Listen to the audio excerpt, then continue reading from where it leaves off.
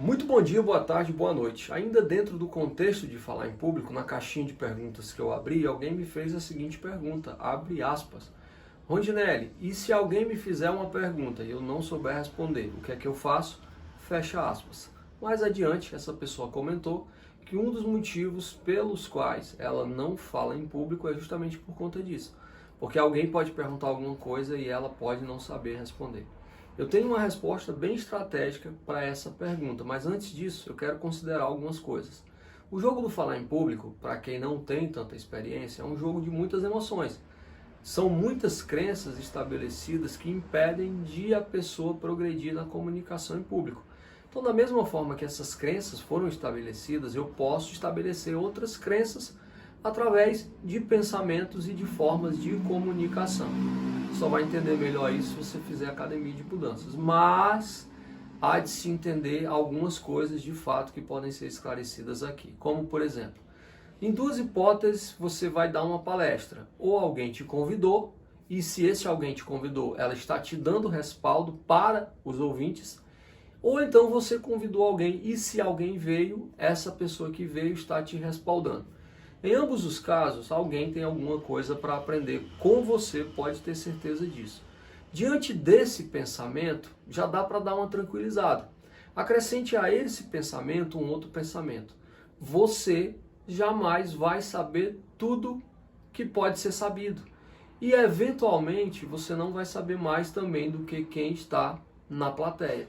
E não tem nenhum problema nisso. Recorra ao pensamento anterior. Você está ali porque alguém te respaldou. Repito, ou alguém te convidou, ou você convidou alguém. Então tenha uma coisa em mente, aliás, tenha outra coisa em mente.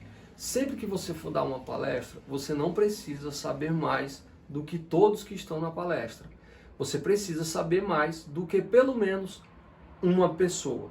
E lembre-se, se alguém te convidou para dar uma palestra para um grupo, pelo menos essa pessoa tem alguma coisa espontaneamente para aprender contigo. Então você só precisa saber mais do que uma pessoa. Tem uma coisa que não falha de jeito nenhum, que ninguém vai saber mais do que você, é a sua história.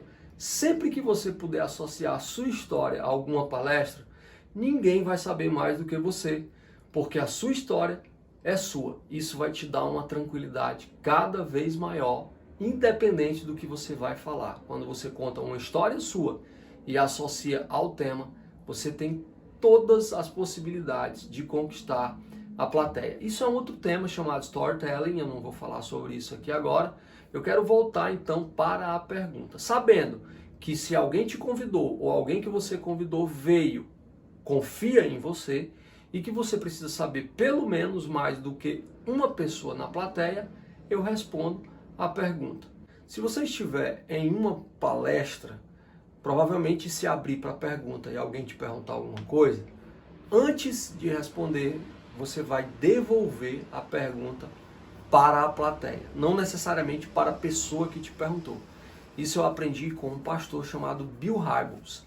Ele era o pastor, hoje ele é emérito, eu acho. Ele era o pastor de uma das maiores igrejas do mundo. O nome dessa igreja é Willow Creek Church.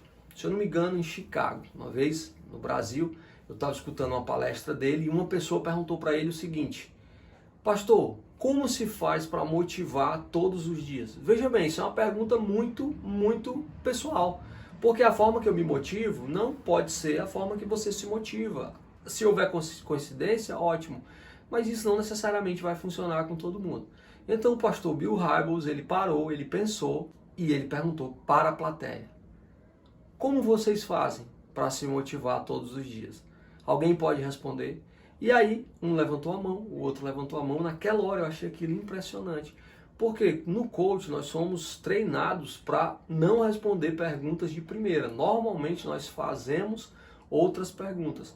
Quando ele perguntou isso, ele ganhou tempo, e ele ganhou muito mais do que tempo, outras respostas.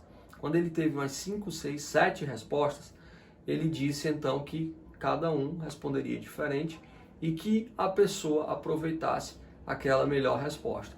Percebeu aí? Entenda uma coisa, você sabendo da resposta ou não sabendo da resposta, vale a pena você perguntar para a plateia. Se for numa interlocução individual, você pode devolver a pergunta para a pessoa e deixar que ela mesma responda. Mas tem o que é mais importante disso tudo. Se você não souber de fato e não quiser ou não tiver habilidade para fazer isso, você vai dizer o quê? Eu não sei. Eu vou pesquisar e vou dar um jeito de te explicar isso. Hoje o mundo é evoluído, você pode gravar um vídeo, explicar e fala para a pessoa. É uma oportunidade de você aprender. Legal, né? Eu achei legal demais. Como já é um hábito meu devolver perguntas com outras perguntas, eu faço isso com a maior tranquilidade do mundo. E quando não sei de fato, eu digo que não sei e vou pesquisar sobre o assunto. E fico feliz porque eu aprendo. Se isso fizer sentido para você, é isso, faz isso. Valeu. Tchau, tchau.